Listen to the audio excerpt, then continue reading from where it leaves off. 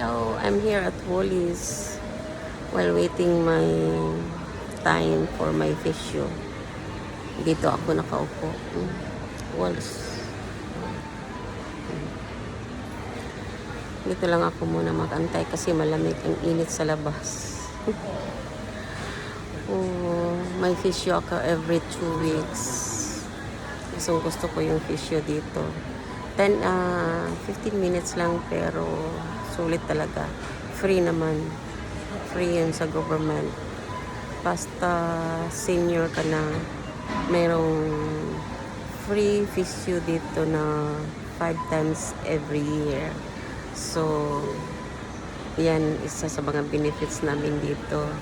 Mayroon kaming free physio, tapos bulk bill sa doctor's consultation, wala kaming bayad kahit piso. Tapos mga ano namin sa mga medication namin, kahit 50, 60, 100 pa yung price, yung babayaran namin is only $7 per pack. Per pack na yan. So, very big advantage talaga dito sa mga seniors.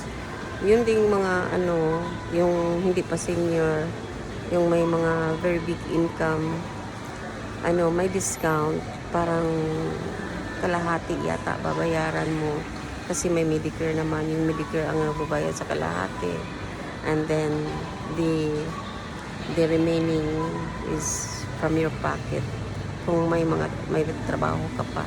Pero yung mga low income, mga wala ng trabaho kasi nag-retire na, yan ang sinasabi ko, yung libre. Saka yung hospital dito, libre. Ang sarap pa ng pagkain. That's why you're very, very lucky kung nandito ka sa Australia.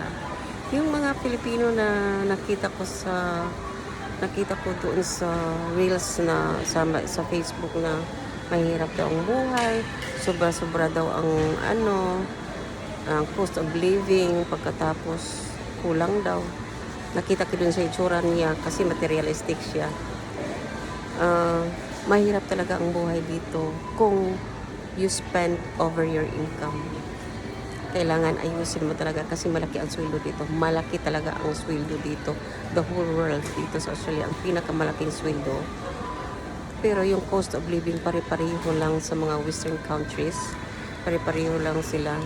So, angat talaga ang taga-Australia kung tutuusin.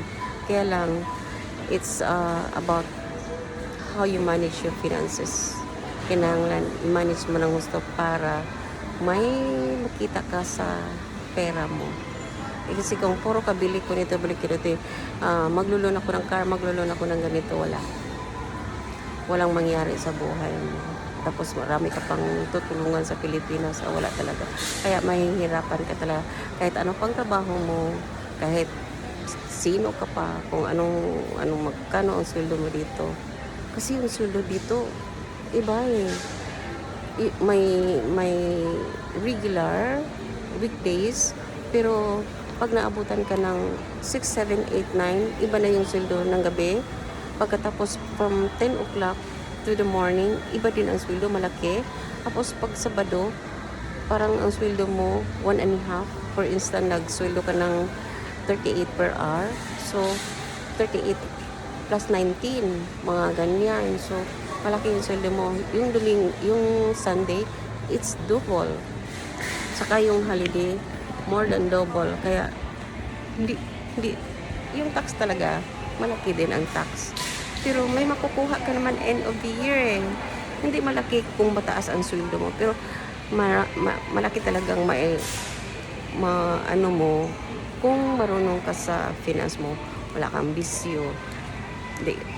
Kung lagi kang umiinom, nagsisigarilyo ka, dito talaga, when it comes to alcohol and saka sa cigarette, grabe talaga ang mahal.